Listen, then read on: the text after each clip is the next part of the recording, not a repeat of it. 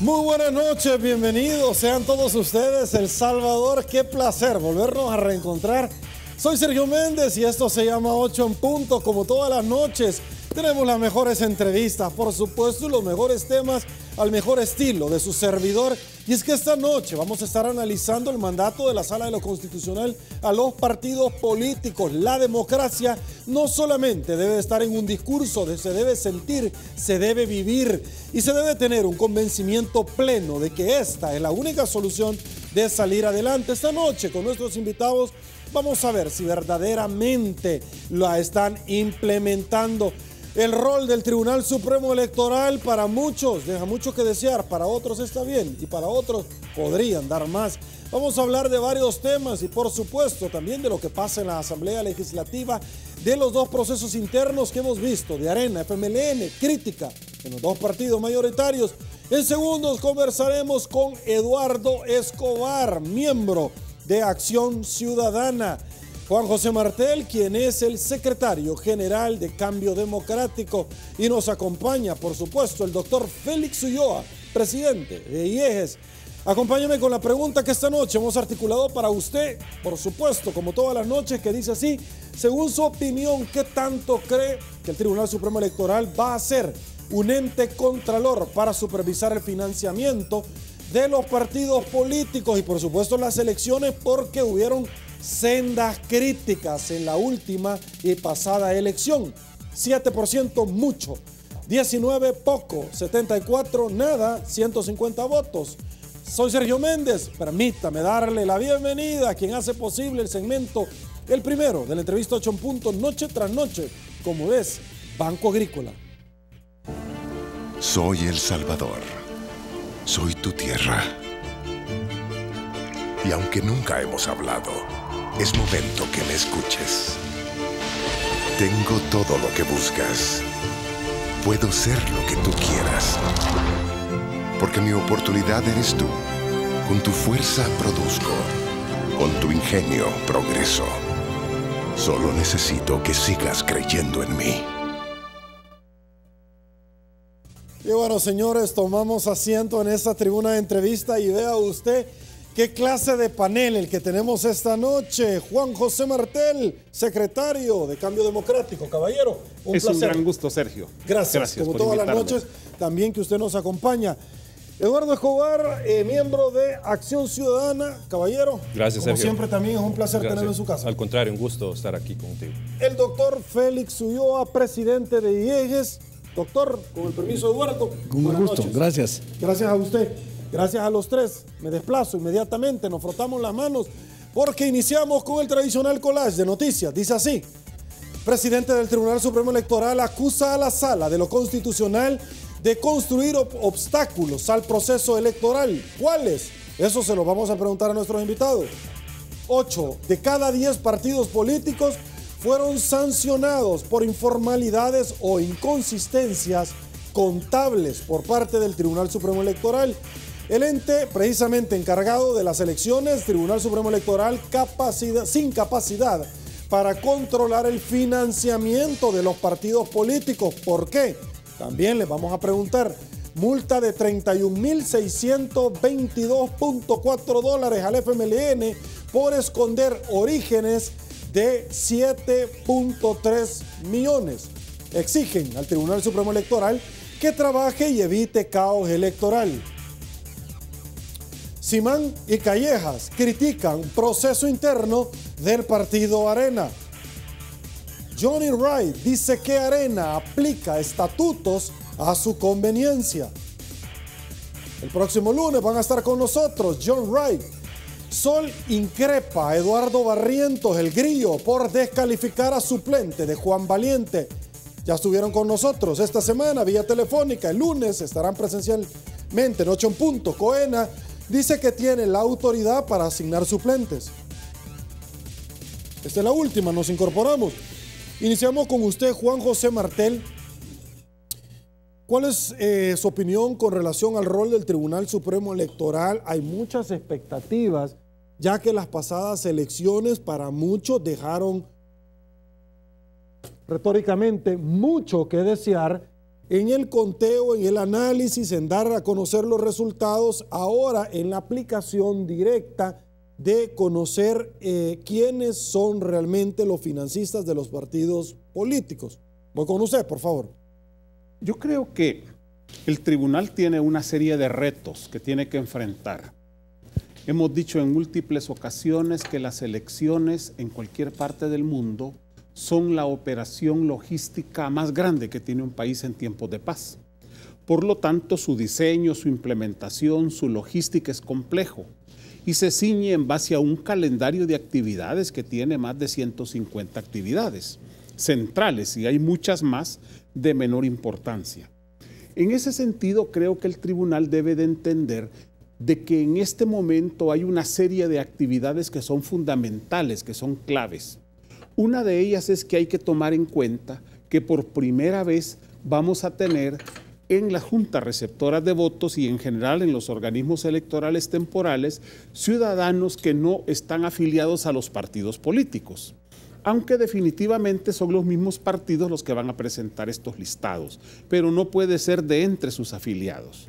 Esto yo lo veo como un primer paso tímido, tibio, para iniciar un proceso de ciudadanización de los organismos electorales. Pero el reto es, se tiene que capacitar a todas estas personas. Si tomamos en cuenta que van a haber unas 9.500 juntas receptoras de votos, estamos hablando que hay que capacitar a no menos de 50.000 o 60.000 personas en la modalidad de qué hacer el día de las elecciones, desde el momento en que reciben el paquete electoral, cómo se desarrolla toda la votación a lo largo del día y al final el conteo de votos. Nosotros tenemos un proceso complejo de votación y por lo tanto contar los votos no es nada fácil, porque hay votos de partido, hay votos que cruzados, hay votos que aunque se marque la bandera del partido se escogen determinados candidatos, etcétera.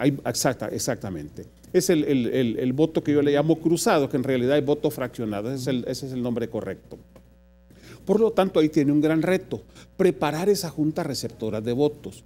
Es obvio que esa gente no va a poder trabajar si no tiene esa noche la tecnología adecuada para poder trabajar. Y ahí es donde hay también un debate en el interior del Tribunal Supremo Electoral sobre qué tipo de tecnología se necesita. Yo creo que se necesita una tecnología, en primer lugar, que no sustituya el rol de la Junta Receptora de Votos, porque es su obligación legal hacer el escrutinio de urna, o sea, el primer escrutinio. Por otra parte, necesita una tecnología que sí le apoye y que le ayude, un software que le ayude en el conteo complejísimo de los votos fraccionados. Por lo tanto, el tribunal se ha enfrascado ahí en un debate en que, en primer lugar, cree que lo importante es la tecnología, cuando lo importante es la capacitación de la Junta Receptora de Votos. Y en segundo lugar, están buscando opciones que no necesariamente van a ser las adecuadas. Yo diría, esos son los grandes retos que tiene el Tribunal Supremo Electoral, para señalar solo dos de muchos más. Ya vamos a seguir adelante. Eduardo, su opinión, por favor, sobre este tema. Yo creo que voy a alinearme a lo que dice el señor Martel. Esos son los dos desafíos, si se quiere, fundamentales que tiene el Tribunal Supremo Electoral. Que no ocurra lo de 2015, cuando pasaron casi que 40 días sin tener resultados preliminares sobre las elecciones. El escrutinio pues se alargó por más de 12 horas y todo este tipo de situaciones que ya conocemos que se dieron. Entonces ese es el primer reto, como ya lo decía el señor Martel. Y el otro es el tema que es la novedad, la capacitación que ahora corresponde al Tribunal Supremo Electoral de todos los miembros de organismos electorales temporales, porque no solo es JRB, sino que hablamos de Junta Electoral Municipal y Departamental. Son 14 y son 262 en el otro caso, más las 9.000 urnas que van a haber, más de 9.000. En esa medida, el tribunal tiene este nuevo rol y tiene estas nuevas obligaciones, y creo yo que hay que señalar algo. Es la primera vez que va a realizar este proceso y sin el presupuesto que había designado para realizar de forma eficiente estos nuevos retos. Y digo, no es suficiente porque se le han recortado algunos aspectos que un día comentando con alguien del tribunal decía que para capacitar a los miembros de JRB, por ejemplo, había que disponer un medio de transporte para los capacitadores, porque si no habían esos medios de transporte, ¿qué implicaba? Que el capacitador tenía que ir en bus, con el cañón, con la laptop y con todo el equipo electoral a capacitar en los diferentes departamentos del país. Entonces, obviamente, yo le decía, bueno, él no va a poder llegar ni a la terminal porque ya le robaron todo.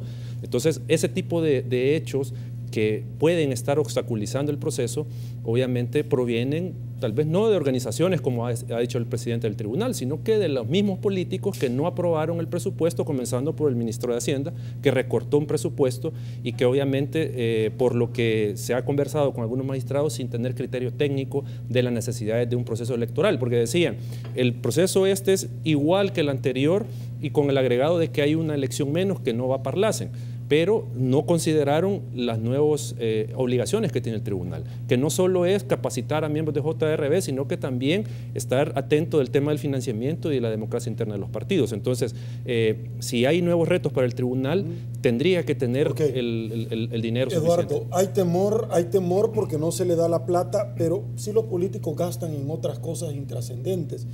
Hay temor porque la democracia es cara, claro. Es importante tener los mecanismos de los cuales puedas trasladar rápido los resultados y en una forma muy eficiente y por supuesto apegados a la realidad. Pero los diputados de la Asamblea Legislativa tienen un seguro médico hospitalario, sí.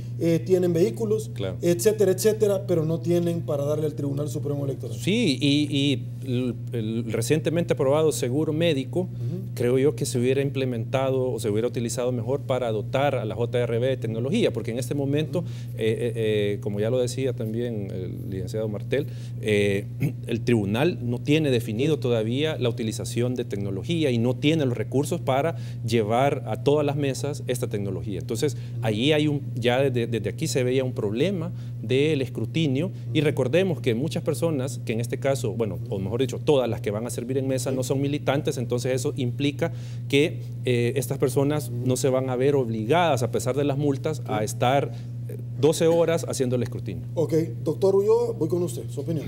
Bueno, mira, se han tocado dos temas que son centrales y que representan los más grandes desafíos del tribunal en este proceso. Uno, ya lo señalaba Juan José, está relacionado con el primer esfuerzo de ciudadanizar los organismos electorales temporales. Este reto pasa no solo por capacitarlos, que sabemos que es una tarea titánica, no solo por dotarlos de la tecnología adecuada para que puedan hacer la labor primaria, que es el escrutinio preliminar, el que se hace al terminar el cierre de la jornada electoral. Esa es una tarea que se tiene que hacer y para lo cual se está pensando facilitarles la tarea, dotándolos de tecnología adecuada, que todavía no la vemos por ninguna parte. Pero hay un desafío todavía mayor y es encontrar esos ciudadanos. Es decir, la sala, que como yo he dicho en algunas sentencias, a veces mete el acelerador y a la vez mete el freno de mano, dijo que aceptaba el concepto de ciudadanos los organismos electorales temporales, pero le dejó a los partidos el derecho de ser ellos los que manden los nombres. Un contrasentido que, bueno, a ver cómo lidia el tribunal con eso. De todas maneras, es un reto encontrar ese ejército de más de 60,000 ciudadanos listos para operar el día D y los otros miles que se van a necesitar para las 260 GEM y para las 14 HED. Entonces tenés ese primer desafío. Y luego, ahí se mencionó, y es un tema que no lo debemos de dejar por ningún lado al margen, y es el tema del control del financiamiento de los partidos. Si en esta ocasión, que por primera vez el tribunal ya empezó a poner multas, a exigir que se le den informe, no tiene la capacidad de controlar el dinero que entre en esta campaña y en las próximas campañas, vamos a tener el riesgo que han tenido otros sistemas electorales de que se introducen dineros calientes, dineros sucios que vienen de actividad ilícita, y eso afecta no solo a la representación, sino la calidad de la democracia que se va configurando. Doctor, usted ya ingresó en el tema de los financistas. Debo ir a una pausa, aguánteme un ratito, regreso con usted. Perfecto. Volvemos en segundos.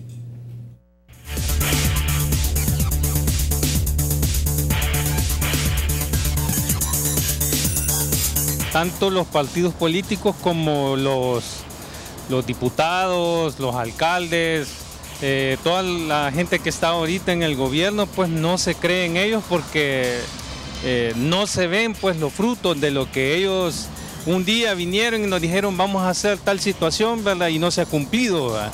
Entonces ahora la gente ya no cree en los partidos políticos, ya no cree en esos procesos, pues porque siempre se ve lo mismo, ¿verdad?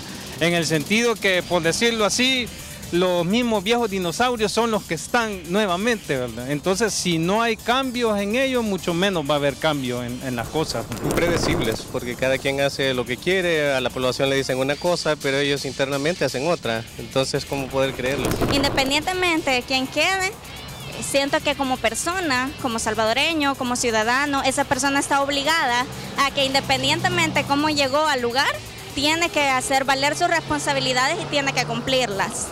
Eso es todo.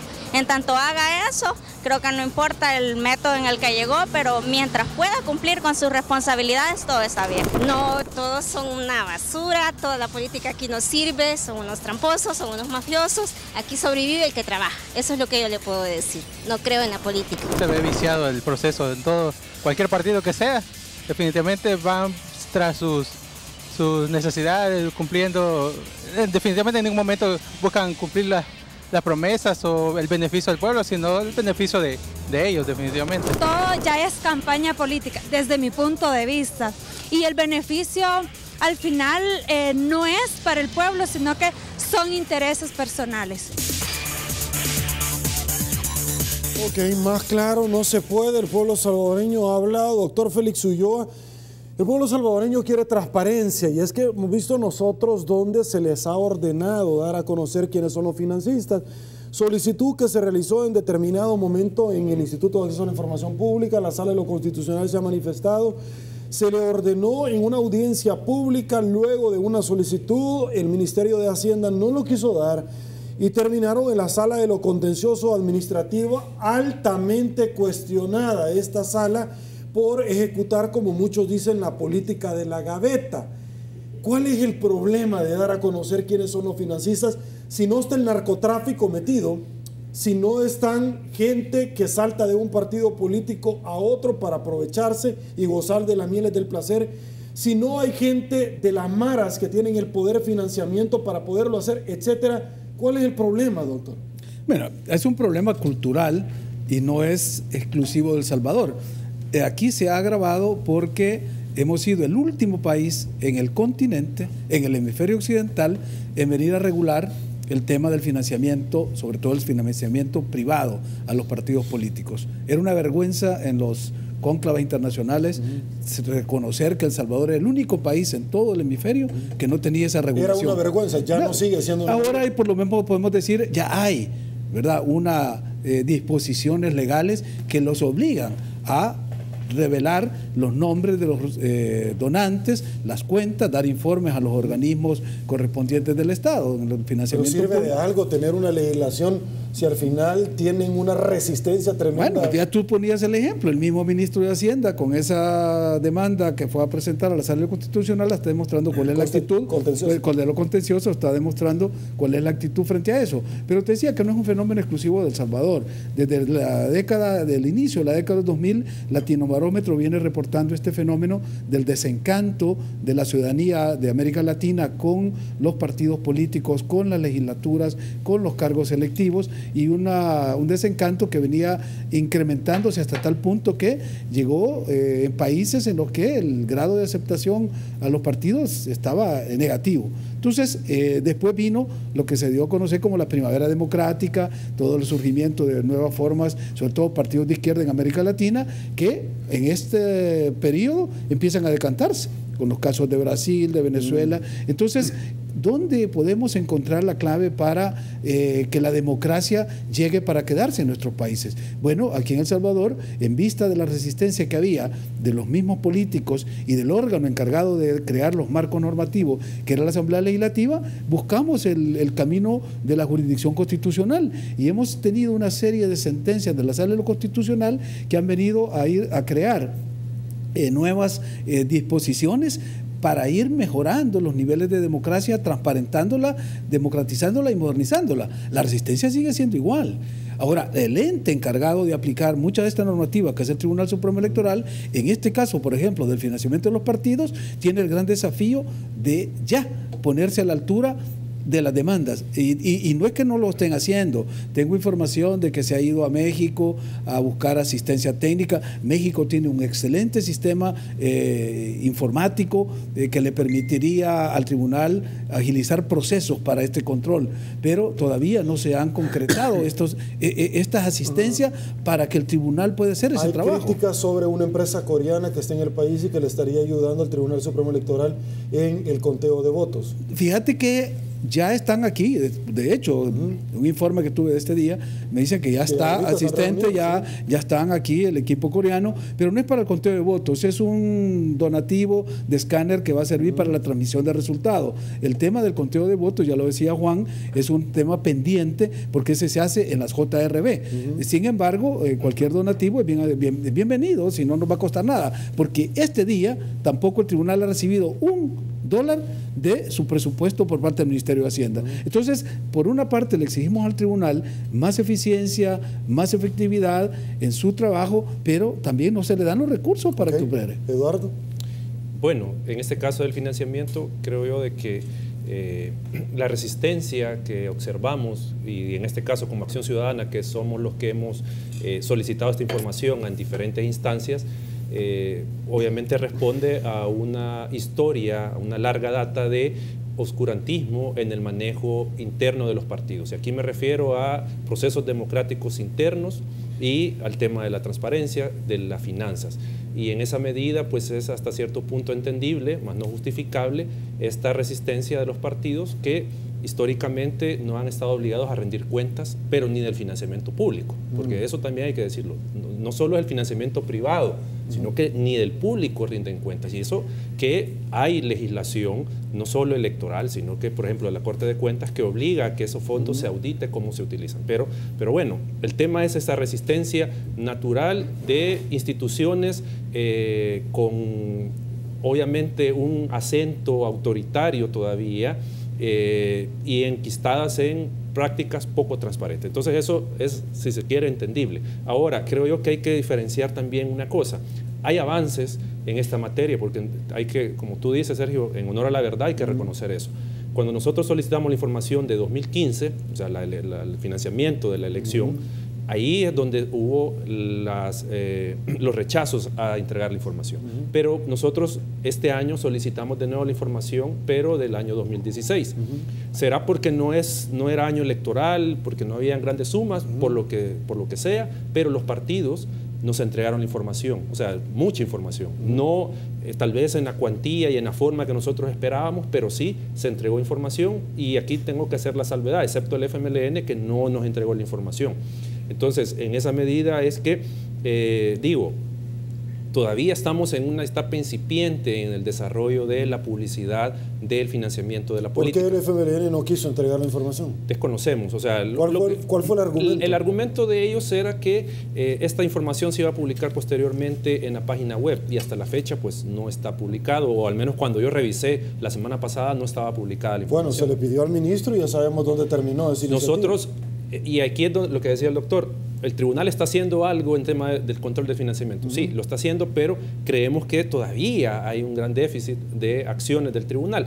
Nosotros en las audiencias el año pasado le pedimos al Tribunal Supremo Electoral que al ministro de Hacienda le solicitara la información que los partidos le habían entregado para que tuvieran un marco de comparación de lo que los partidos estaban entregándole al tribunal en información con la que habían entregado a Hacienda relativo a los donantes.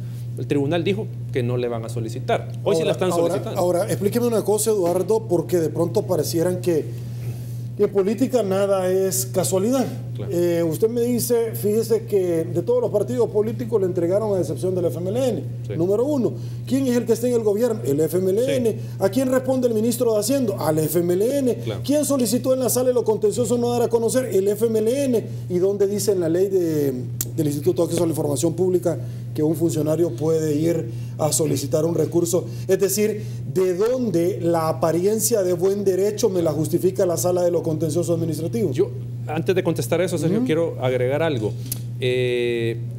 Para que no se diga que es un ataque al FMLN, porque eso es lo que se nos dice, que ustedes están atacando al FMLN. Lo que estoy diciendo es con base a los datos que nos han entregado. O sea, el FMLN en 2015 solo nos entregó menos del 5% de la información financiera. ¿Y Arena le entregó? El 45%. El 40% únicamente del 100%, Arena. En 2015. ¿Y cuál es el problema del partido Arena también de dar a conocer la información? Ahora, en la información del 2016, el partido Arena nos entregó casi el 100% de la información. ¿Cambio Democrático se le ha entregado? Aquí tengo el secretario. Solo por limitación de recursos en Acción Ciudadana, solo solicitamos a los que tienen representación legislativa.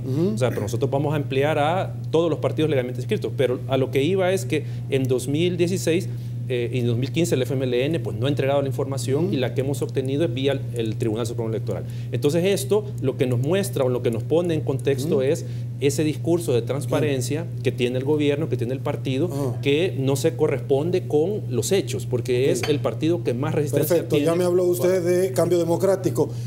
¿Gana se le entregó?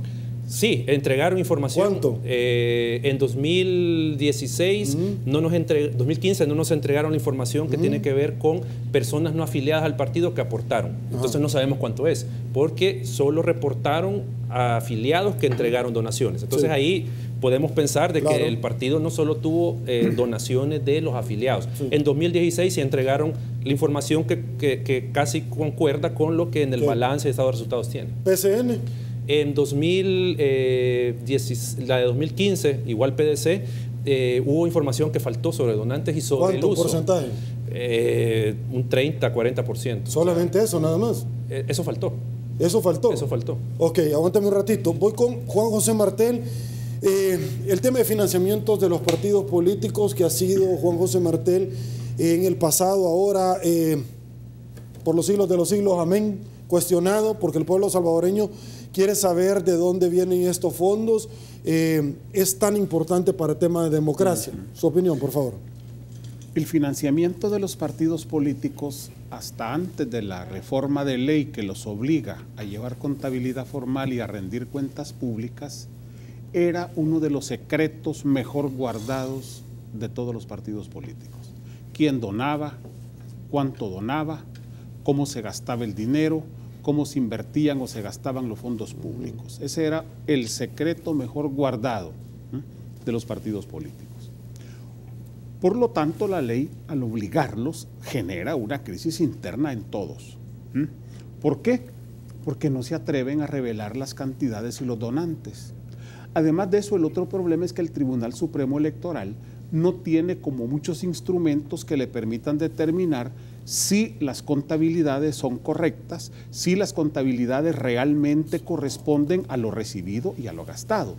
Aquí, por ejemplo, hacen falta organismos de monitoreo ciudadano de las campañas electorales. Y te pongo un ejemplo. Todos sabemos que el tiempo en la televisión tiene un costo, dependiendo la hora. Igual en la radio, igual en los periódicos. Una valla tiene un costo. Un MUPIS tiene un costo. Eso se puede perfectamente monitorear y decir en un determinado momento, mire, este partido ha gastado tanto en tal canal de televisión en base a el número de spot que ha puesto, en base al número de cuñas radiales, en base al espacio que ocupó en los periódicos, en base al número de vallas, etcétera, etcétera. Eso hace falta para ver si es cierto que corresponde lo que el partido dice que ha gastado en una campaña electoral en relación a la publicidad que ha tenido de los medios en los medios de comunicación.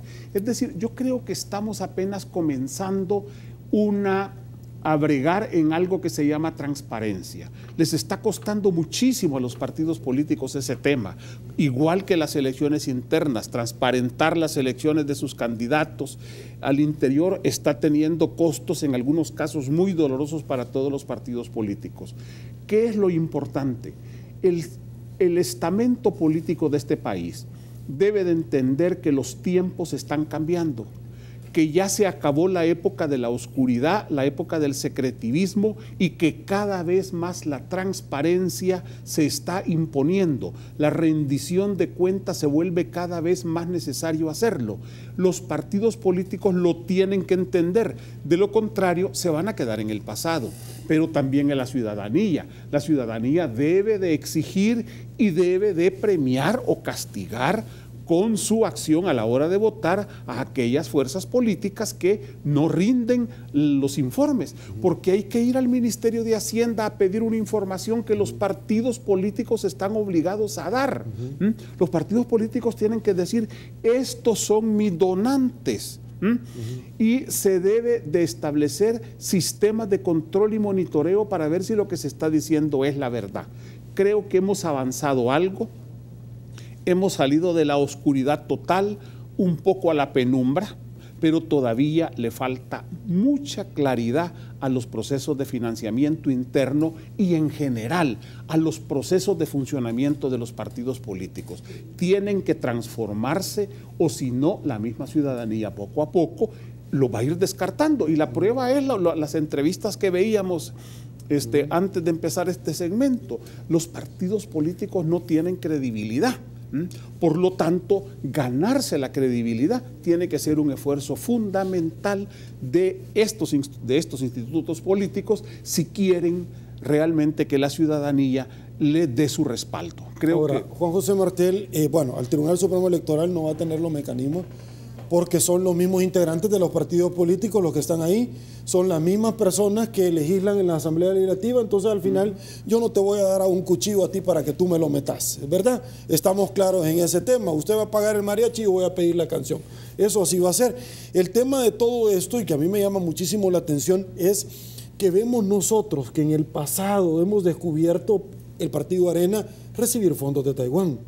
Hemos nosotros cuestionado hoy por hoy este tema, donde no se quiere dar a conocer los financiamientos y se dice, no, mire, que quede a libre albedrío de aquel que lo quiera dar, porque la situación económica en el país, uy, peligroso, que a saber qué es lo que le van a hacer, o que cada uno diga si quiere o no quiere.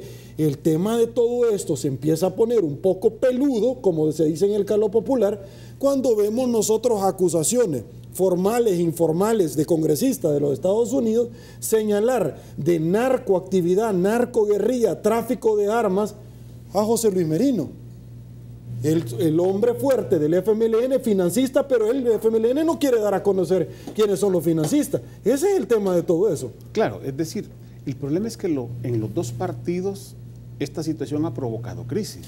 Lo grave de los fondos de Taiwán no es que Taiwán se los haya dado al Partido Arena, es que nunca le dio Taiwán al Partido Arena. Supuestamente Taiwán donó, según los documentos que están ahí, para el Estado, para el país, en un momento de crisis como era el terremoto. Y ese dinero, en lugar de utilizarse para enfrentar la emergencia, para apoyar a las víctimas, fue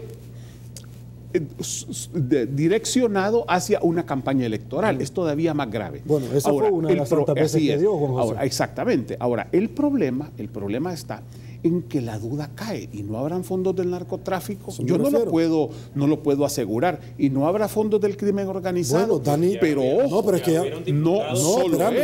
que ya hubieron diputados. Pero es que aquí Dani Dalton me vino a decir, ¿y el caso Brecht? ¿De dónde viene? Exactamente. Entonces, esa es la pregunta. Hay que presentar. Pero además de eso, y el que dona, don fulano de tal dona 100,000, 200,000, $1,000,000, y ese es un donativo generoso. No. O es una inversión política. No, es que aquí nadie se acuesta sin cenar. En realidad, uno puede creer pequeñas donaciones que te dé la gente, pero ya cuando las donaciones son altas y ya son cientos de miles de dólares, esas, amigos, no son donaciones. Okay. Esa es una inversión para proteger determinados intereses patrimonialistas desde la Asamblea Legislativa o desde el ente que está en ese momento puesto por elegirse. Acuérdate de mí, Señor, cuando estés en el paraíso, Félix Ulloa, y las donaciones pagan impuestos. Claro. Porque el ministro de Hacienda no nos quiere decir quién nos donan, entonces. Claro. No, pero es que son deducibles de impuestos. Sí, no, claro, pero es que en serio estoy hablando de la figura de la donación civil.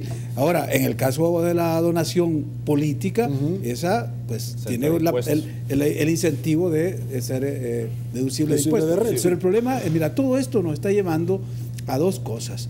Uno, en que el país se puede convertir en una cleptocracia, ¿verdad? O en una plutocracia, donde es el problema del dinero que no está controlado o el problema de la exacción de fondos a través de la política. Y si no tenemos esos controles, si no tenemos esos límites a las donaciones privadas, que es muy alto en el país. Hay países donde son estrictos las cantidades que una persona individual como ciudadano puede donar a un partido o a un candidato. Aquí lo tenemos altísimo, ese techo. Al fin hay techo, porque antes no había ninguna regulación. Pero puede donar particularmente. No lo que puede gastar un partido. Y en años electorales y en años no electorales. Entonces hay toda una deficiencia normativa para abordar este problema. Pero hay otros temas que tú los has abordado y que tienen que ver con el contexto más regional, más internacional. Tú mencionaste el caso de Odebrecht, se ha mencionado el caso, bueno, no sé, el caso de los Panama Papers, que también tiene que verse acá. Mencionaste el caso de las asociaciones que se hacen por esta carta de los congresistas al secretario del Tesoro de Estados Unidos, pero anoche tenías un invitado de lujo acá que mencionó otro caso de un socio de una persona que no solo está procesada por delitos vinculados al lavado de dinero y todo, sino que está presa en Estados Unidos y que está asociado con una familia que ya está presentando un delfín como candidato para la presidencia. Entonces, ¿hasta dónde vamos a llegar en poner estos límites a que entre la plutocracia o la cleptocracia a regir los modelos de sociedad democrática que queremos construir? Ese es el desafío. Y aquí los llamados son a todos estos muchachos jóvenes, no a esta... A mí no me gusta hablar de la clase política, sino, como dice Juan José con propiedad, al estamento político, a este segmento de la ciudadanía que se ha tomado el control de la política con una partidocracia que nos mantuvo durante mucho tiempo asfixiado hasta que logramos ir rompiendo mediante sentencias de la sala y dándole al pueblo el ejercicio de su soberanía. Ahí es donde creo yo que está el desafío para las nuevas generaciones. Ok, aguánteme un ratito, me están pidiendo pausa, pero voy a regresar con usted. Desde ya les adelanto, caballero, que vamos a analizar los dos procesos que con bombo y platillo los anunciaron internamente Arena y el FMLN y que han sido muy, pero muy cuestionados. Pausa, volvemos.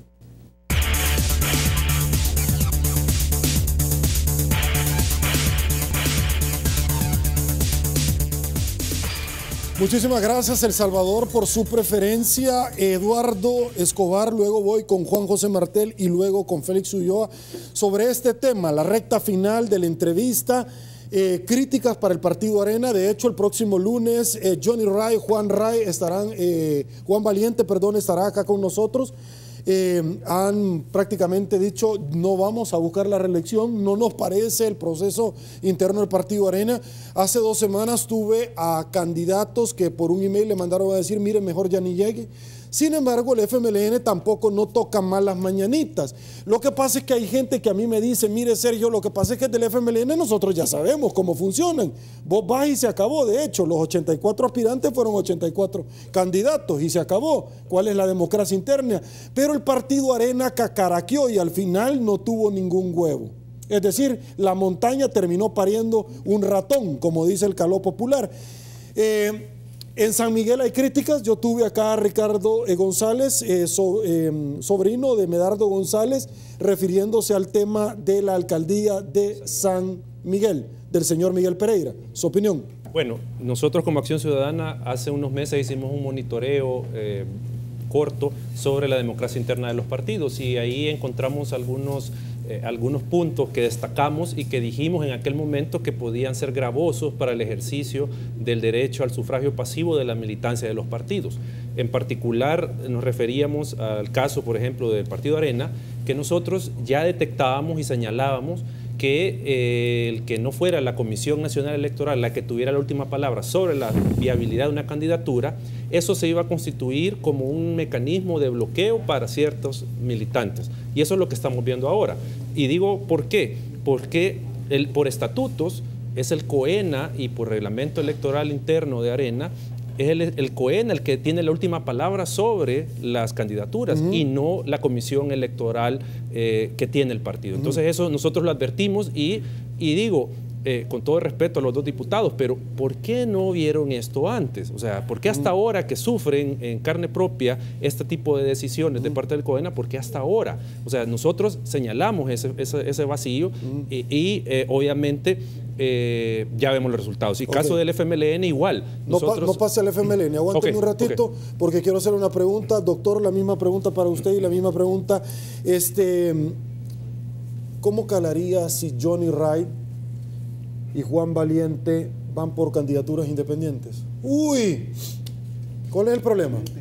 Fíjate ¿Cómo no? que Si lo pueden hacer, yo sí soy de la partida. Estábamos viendo la sentencia. Yo sí soy de la partida que lo pueden hacer. Y es una cosa que yo les recomiendo, si ellos tienen interés en presentarse como candidatos no partidarios, que tomen la sentencia, la 10 de... Ellos no son transfugas. La 10-2011. No, y no tiene que ver con el transfugismo o no, sino con una prohibición que establecía el decreto 555 de que una persona que hubiera estado como diputado en una legislatura no podía presentarse en la siguiente como candidato no partidario. La sala, cuando falla, en el numeral primero de su fallo dice que se declara inconstitucional esa disposición que ahora y le da otro número al nuevo decreto, pero que correspondía al 555. Por lo tanto, habilita a una persona que fue diputado en la legislatura anterior a presentarse como no partidario en la siguiente. Ok. Análisis del FMLN, ¿usted iba a entrar en eso? Bueno, en este caso lo que nosotros advertíamos era que tenía que ponerse suma atención al padrón electoral, porque podía por ese medio, al manipularlo, excluir a militantes del partido. Y el otro tema que nosotros señalamos también era este mecanismo de consenso que el partido tiene para elaborar un listado único, una planilla única que compite y que obviamente ya vimos compitieron en muchas circunscripciones, que eso al final podría volverse, como ya muchos militantes lo han dicho, una limitación al derecho de la militancia a postularse. ¿Por qué? Porque a pesar de que la ley contemple esa posibilidad de candidaturas únicas, planillas únicas, teniendo el requisito de obtener más del 50% de los votos válidos, pero igual, ¿cómo se llegó a ese consenso? Sabemos casos donde habían 30 personas interesadas en postularse, pero que al final se recortaron y llegaron al número mágico para competir. No permitieron entrar a la prensa, su opinión. Ese es otro tema que no entiendo por qué, en este caso el FMLN no tuvo esa apertura para que la prensa viera el proceso. O sea, no entiendo. Okay. O sea, yo no entiendo eso. Juan José Martel, voy con usted. Yo creo que Arena FMLN. Yo ya lo había señalado públicamente que ninguno de los dos partidos grandes iba a salir ileso de las primarias. Todos iban a salir con algún tipo de heridas. Lo que quizás no se preveía era la gravedad de las heridas. Y en realidad los problemas son graves. En el caso de Arena, por ejemplo, yo tengo la impresión que están enfrentando la crisis más grande desde el 2009, cuando el grupo Gana salió y se formó. En este momento la crisis es profunda, los niveles de insulto, de guerra sucia, de epítetos, de acusaciones, entre ellos mismos es realmente impresionante. Se han amplificado, sí. Es decir, hay mucho canibalismo interno, eso es gravísimo, es gravísimo. Creo que Arena debe de hacer una reflexión a fondo de lo que le está pasando, debe de hacer una reflexión a fondo, porque la imagen que están dando prácticamente están destruyendo la poca credibilidad que puedan tener entre la ciudadanía. Yo creo que también hay cosas que a partir de la experiencia que se ha tenido por primera vez también de realizar elecciones primarias, se debe de comenzar a legislar con más precisión las primarias y se debe de evitar la discrecionalidad en estos procesos de los organismos de dirección. Eso es fundamental. El miembro de partido puede ir libremente a solicitar su inscripción. Es el comité electoral quien debe de definir si llena o no los requisitos. Pero después de eso, tenerlo que pasar a otro organismo X, se llame COENA, Comisión Política, Sacro Colegio Cardenalicio, como le quieran llamar, simplemente es una forma de filtrar ya una decisión que ya no es correcta en el momento en que llega al votante. No, José, solo quiero agregarle algo. Estas reformas a los estatutos, por ejemplo de Arena, donde es el COENA el que decide, fue presentada al Tribunal Supremo Electoral y fue aceptada, fue inscrita la modificación. O sea, y es que el problema es que ahí el tribunal prácticamente ha aceptado todos los reglamentos, claro, porque como no hay una ley que fije esos procesos y se entiende que lo que no lo prohíbe la ley lo permite. Ese es el problema. En el caso de los particulares. No le echo la culpa al Tribunal Supremo Electoral. No, pero ¿sabes qué pasa? Hay una problemática que está en la ley secundaria. Tenés toda la razón, y al tribunal, no quiero decir que se ha lavado las manos como Pilato en este caso, pero sino que lo que ha dicho es, miren, el fallo de la sala deja para que los partidos lo regulen según su normativa interna, su estatuto. Yo lo que voy a hacer, dice, es que voy a hacer una calificación a posteriori. O sea, cuando a mí me traigan todos los procesos, cómo se ha llevado a cabo una elección, ahí voy a decidir si ha sido o no, conforme el texto y el espíritu de la sentencia. Entonces el tribunal se está echando una carga de que va a tener que decidir si un partido lo hizo, porque los modelos son diferentes. Un partido lo está haciendo de una manera, otro de otra, según sus estatutos. Entonces, ¿cuál es la normativa general? Y esto yo lo he platicado con algunos magistrados y deberían dar un instructivo general para todos, respetando. ¿Quiénes deberían de estar? Lo que dijeron, mira, no lo podemos hacer, vamos a esperar que vengan los partidos, que nos traigan sus listas y que digan los procesos como hicieron y vamos a decidir. Y entonces ahí vamos a ver. Pero eso va a provocar otra crisis, y eso va a provocar otra crisis a posteriori, ya en un momento en que están vencidos los plazos para elección de candidatos. Exacto, ese es el problema. Ojo, van a tener que ser muy cuidadosos. Y agregarle más, agregarle que ahora cualquier ciudadano tiene el derecho de presentar un recurso ante el tribunal, y yo no estoy satisfecho cómo se llevó a cabo la elección en un partido X, al tribunal. Pero el tribunal va a Félix estar acaba de inundado. mencionar algo que es importante y ayúdenme. El Tribunal Supremo Electoral, caballeros, le ha dicho a la sala, por favor no se esté metiendo, vamos a ser honrados.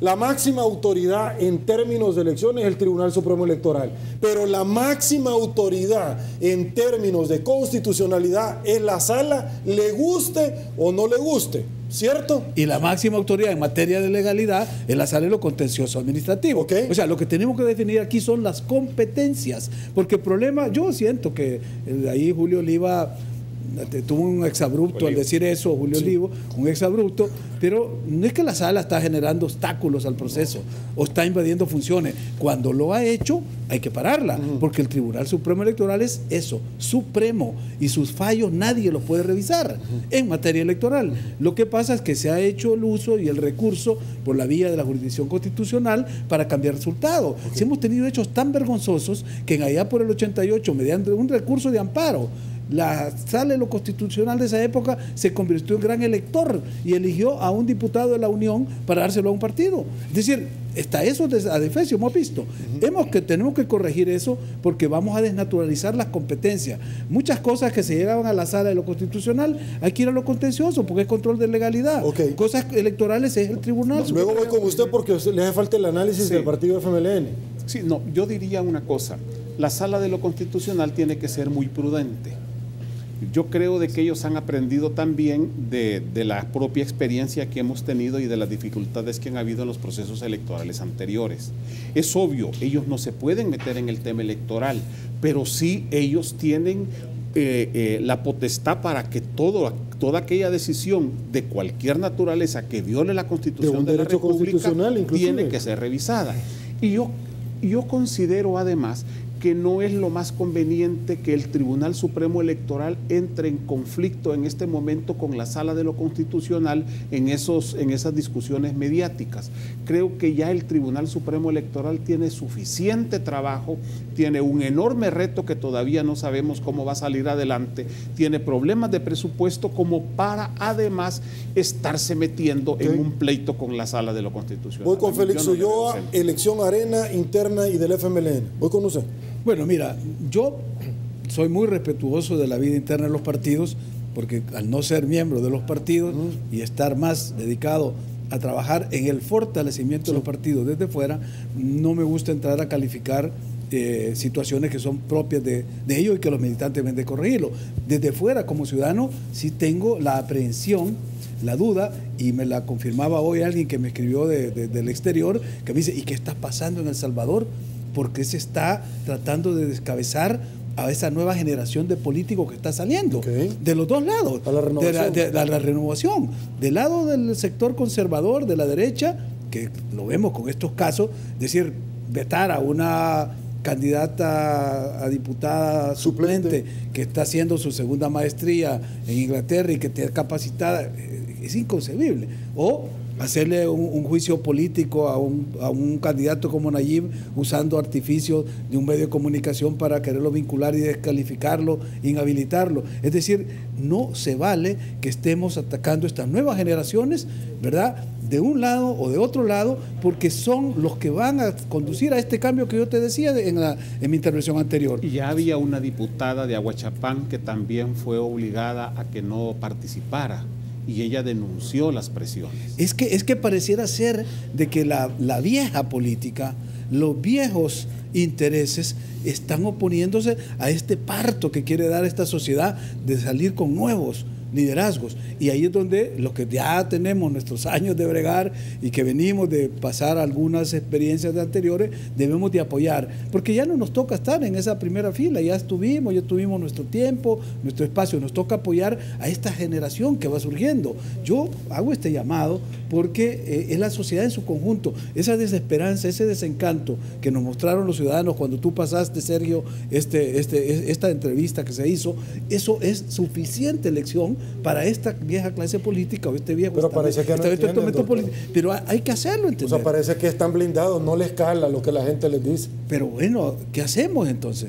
Es decir, si vamos a decapitar el liderazgo de Nayib, inhabilitándolo, si le vamos a cortar las alas a Juan Valiente, a Johnny Wright, porque quisieron hacer algo nuevo en este otro lado, vamos mal. Yo creo que ese es el llamado. Pero ahí es el papel del Tribunal Supremo Electoral. Yo difiero de lo que dijo Juan José. Sí, ¿por qué? Es que el tema es de que la sentencia de la sala decía de que los militantes tienen que ejercer los derechos en condiciones de igualdad. Eso decía la sentencia. Y en la ley de partidos lo que establece es de que todo militante tiene derecho a postularse y a votar. Y entonces en esa medida eso habilita al tribunal, por ejemplo, a haber rechazado esos estatutos con esas falencias que hemos señalado, de que había, por ejemplo, una instancia aparte de la Comisión Electoral la que define las candidaturas. O sea, el tribunal pudo, basado en la jurisprudencia y basado en la ley, rechazar eso. Entonces, a lo que voy yo, perdón que le interrumpa, es el tema de la falta de participación o de control del Tribunal Supremo Electoral. Sí, es que en un modelo democrático... Como ahora, ¿tú crees que el Tribunal Supremo Electoral debería de oficio accionarse? ¿O a solicitud de partes? Para mí sí. Es que lo que pasa es que si lo estamos haciendo, vamos a hacer una cosa bien interesante. Yo tuve aquí 3 entrevistas, de las cuales vino un caballero que iba por Antiguo Cuscatlán con doña Milagro Navas y le dijeron, mire, ya no va, porque van a votación. Vino otro caballero y dijo que iba con el señor Mason y le dijeron, usted ya no va. Viene otro caballero y le dijeron, mire, usted en Santana con doña Milena ya no va. Sin embargo, nos vamos al FMLN y nadie va contra Nayib Bukele el FMLN porque no fue una apertura, fue una invitación. ¿Y entonces en qué estamos? Que las sanciones que les han puesto... por eso, entonces al final los dos partidos es lo mismo. No, pero fíjate la diferencia en lo que te plantea Eduardo, y es clave lo que dice él.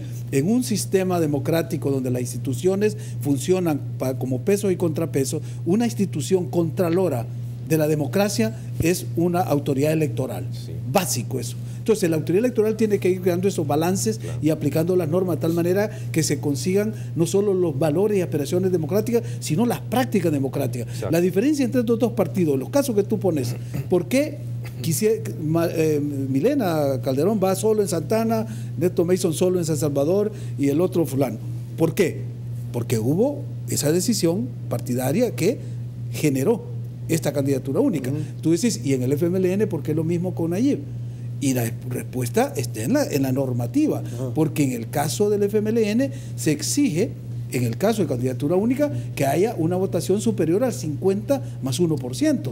¿Por qué? Porque tenés que darle la oportunidad al disenso, porque esa trampa del consenso yo no me la trago. De acuerdo, Félix, pero mire lo que sucedió en San Miguel con el FMLN.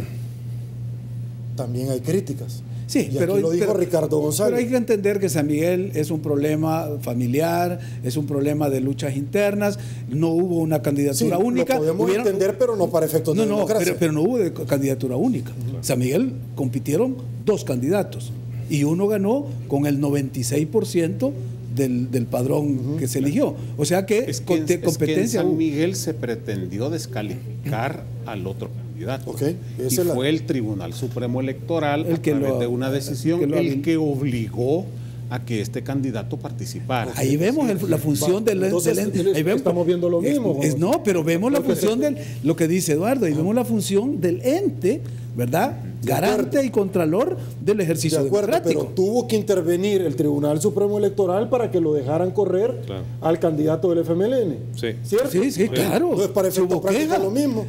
No, para efecto práctico es prácticas no democráticas en dos partidos que no son democráticos, porque ninguno de los dos tiene credenciales democráticas. Tribunal Supremo Electoral frena candidatura única de alcalde de San Miguel y ordena al FMLN dar trámite de la planilla del competidor. O sea, ahí entró la autoridad. Te acabo de decir. Ahí entró la autoridad. ¿Por qué? Porque ambos partidos, los dos, no tienen credenciales democráticas, no tienen prácticas democráticas, además, no tienen experiencia democrática, además, ni quieren tenerlas. Y no nos olvidemos que el tribunal no actuó de oficio, no podía hacerlo, sino que fue a petición de parte. No nos olvidemos también que ningún organismo tiene más atribuciones que aquellas que la ley de manera expresa le da. Uno quisiera en el sueño que determinadas instituciones hicieran cosas que nos parece que son buenas, que son positivas, pero siempre no deja de haber un riesgo cuando se salen del marco de las atribuciones.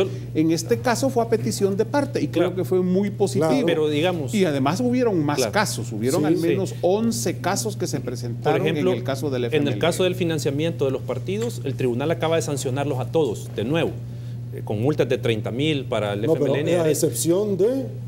Gana. A excepción de Gana. Gana no la sancionó. No lo sancionó. Porque hay que ser honrado y lo tengo que decir. Pero lo que quiero decir es que el tribunal actuó de oficio en ese caso. O sea, a lo que voy yo es que desde mi interpretación de la ley y la jurisprudencia, el tribunal sí tiene la competencia para entrar a conocer de estos casos cuando hay alguna vulneración a los derechos de la ciudadanía militante. Es que en estos casos la ley faculta al Tribunal Supremo Electoral para la revisión de las cuentas internas dentro del partido. Es decir, el primer organismo contralor que tienen los partidos políticos de sus finanzas internas es el Tribunal Supremo Electoral. Hay una facultad legal que establece del financiamiento código, privado. Exactamente. Porque el financiamiento público es la Corte de Cuentas que no ha actuado, que no lo hace nunca. No, pero ojo.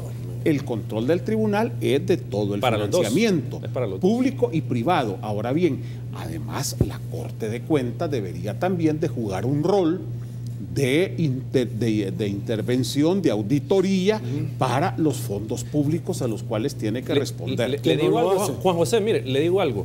Cuando nosotros estábamos en audiencias ante el Tribunal Supremo Electoral contra los partidos, se le solicitó al tribunal, mire, pídale a Hacienda el informe de los donantes, y no lo quisieron hacer, luego lo pidieron. Dijeron que no tenían la competencia para hacerlo, pero luego lo pidieron. O sea, a lo que voy yo es que para mí la ley da ese margen para que el tribunal actúe. ¿Por qué? Porque la trampa está en que no se ha armonizado toda la legislación. Cuando uno hace una ley y deja otras que más adelante van a tener que incidir en esto y no deja claro los preceptos, no se armonizan, entonces ahí es donde se genera un conflicto. Juan José, ahora, pero ¿de quién es la responsabilidad primaria? Juan José, la trampa está en que los políticos no quieren hacer nada en la asamblea. Es la verdadera trampa. Pausa, volvemos.